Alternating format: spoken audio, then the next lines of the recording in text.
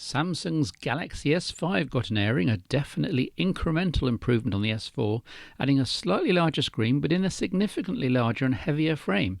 It's all still plastic fantastic, but you do get a Snapdragon 801 processor and a 16 megapixel camera with 4K video recording, and a barrage of ambient and health sensors including barometer, thermometer and heart rate monitor, this last courtesy of a bright red LED next to the camera flash. What do you mean you can do the same with your current phone with the right software? Oh well. And a fingerprint scanner, Apple style, though activated with a swipe rather than a static touch. In a couple of extra nice touches, ultra power saving mode turns off everything except phone calls and texts and switches the display to its lowest brightness in monochrome. More like this from other manufacturers, please. Plus there's IP67 certification, basically meaning that it's splash proof. A quick drop in a puddle will be okay, but you can't go diving with it. In what can only be described as a bizarre twist to the Microsoft and Nokia love story, the latter has gone and announced a range of budget phones running Android. Well, Android open source project anyway, with everything that's Nokia and Microsoft piled on top and nothing of Google's whatsoever. Still, I'm guessing you can sideload APKs from the big G if you really want to.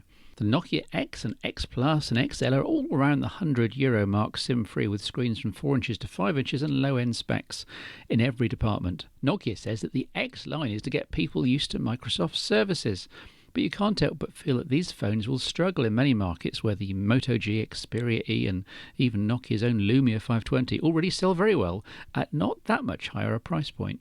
Sony, it seems, has been listening to criticism from all directions, including this one, with the announcement of the Z2.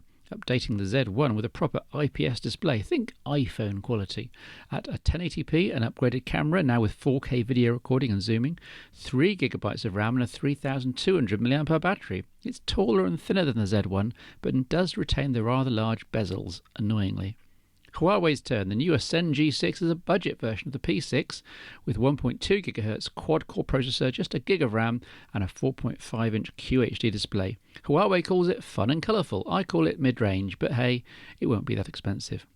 And Acer 2, also mid-range, the Liquid E3 and Z4. The E3 is the higher-end one with a 4.7-inch 720p display, quad-core processor and a gig of RAM. There's also a 13-megapixel camera and a new Acer Float app that allows users to have multiple apps open on screen at the same time, Samsung style. The Liquid Z4 is a scaled-down version of the E3 with a 4-inch display, WVGA resolution and a 5-meg camera. Disappointingly, both start with just Android 4.2. Come on, Acer. I got a fair amount of feedback for my cursory dismissal of this, the Blackberry Z30, in the last phone show. Yet if you go back and watch, I did say that it was, to pluck out 3 adjectives: lovely, gorgeous and premium. Truly, if you want a Blackberry OS X device, just grab it. What I was dismissive of was the concept of buying a Z30 to run Android apps. Compatibility isn't 100%. There's no Google Now, by definition, as there's no Google Android widget home screen system, no Google Plus, no Hangouts, no Gmail, no Google Play services, and so on. Far better to get a genuine Android device such as the Nexus 5 for far less money. But that was with the touchscreen slab form factor common to almost every other smartphone these days. What about the Q10, now 9 months old and down to under £300 new and less than £200 second hand, with its now completely unique hardware QWERTY keyboard? The Q10, which I reviewed back in Phone Show 202 at the time, is also premium quality hardware, has a terrific loudspeaker on the bottom, a gorgeous 720p 330 ppi AMOLED display, and a replaceable battery. And thanks to the same Blackberry OS 10.2.1 can also now run Android 4 applications. Or to put it another way, if this device was launched tomorrow as an Android device in the Android world, geeks everywhere would be falling over themselves to give it a try, and some would no doubt fall in love. Having physical QWERTY means that the display never needs to keep changing drastically every time you need to input some text, making for a much more consistent experience than any email and messaging-centric smartphone use. Plus, there's the genuine feeling that you're using a miniature computer rather than a glorified touchscreen PDA. So I set about using the Q10 as my main device for a week. First step was to install Snap, a third-party client for the actual Google Play Store. Here we go. Complete with recognizing previous Google purchases and allowing downloads. Here's the link below for instructions on installing Snap. I found it slightly fiddly and with a couple of scary warnings, but persevered and was blown away by how easy it was to grab genuine Android applications at latest versions from the real Play Store. In use, Android apps do run, albeit slightly slowly in some cases, a little stuttering in YouTube every now and then, but nothing too serious. And on a per app basis, you can opt to hide the telltale bar that otherwise lets you know you're in the Android 4.x runtime.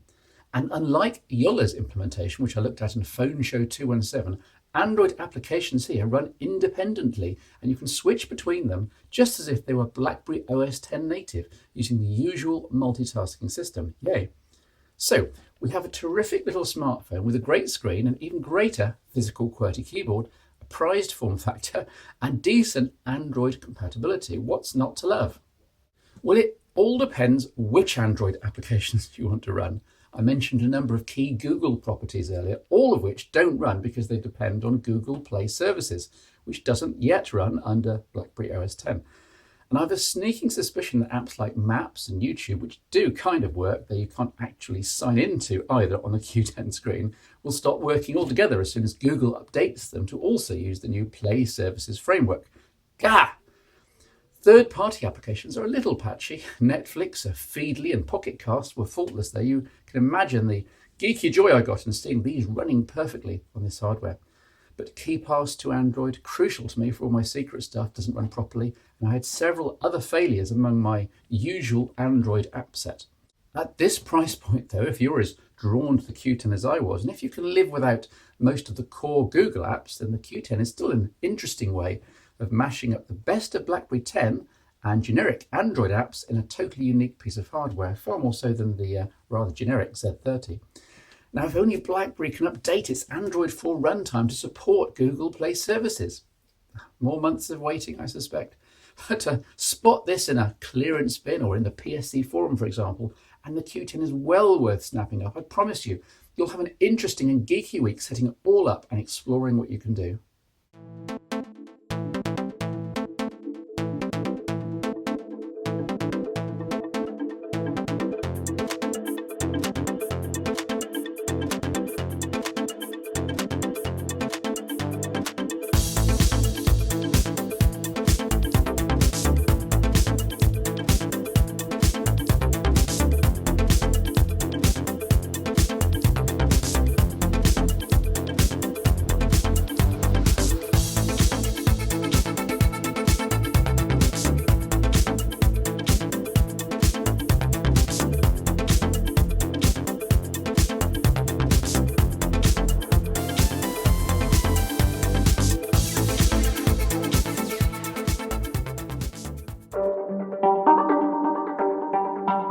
Hey there, another of my series of looks at some of my favourite products from Proporta, one of the Phone Show's low-key sponsors.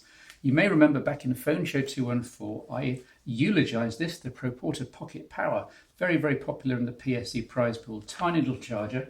This is the other end of the scale. This is the Turbocharger 7000. And as the name suggests, it's basically 7,000 milliamp hours of capacity, slightly bulky and heavy, definitely one for the gadget bag or briefcase rather than the pocket. Especially as in my case, I've accumulated quite a few extras. Now the Turbocharger 7000 comes with the bag, comes with two of these retractable charging leads, one of which I tend to keep coiled, the other I tend to undo the spring for flexibility.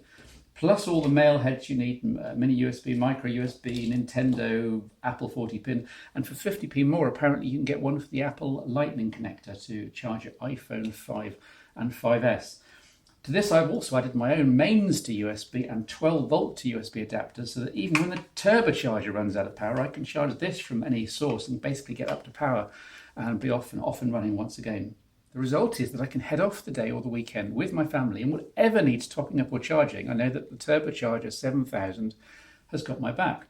As a guide, it can charge the Galaxy Note 2 and the Lumia 1020 both from scratch from empty batteries and have enough capacity left over to top up my wife's iPhone. Now, I've had emails in. It's true you can get a product very similar to this for less money online, but Proporta do give you the two cables, they do give you all the bits, they give you the bag, they give you a lifetime's warranty, no questions asked. You're helping out a charitable and friendly company. See the link below to the Proporta Education Foundation, and you're helping the phone show because you're helping one of my sponsors, and you get 15% off everything in your Proporta shopping basket with the code PHONES15. So this is the Turbocharger 7000, and you'll have to get your own. This one's not going in the prize pool.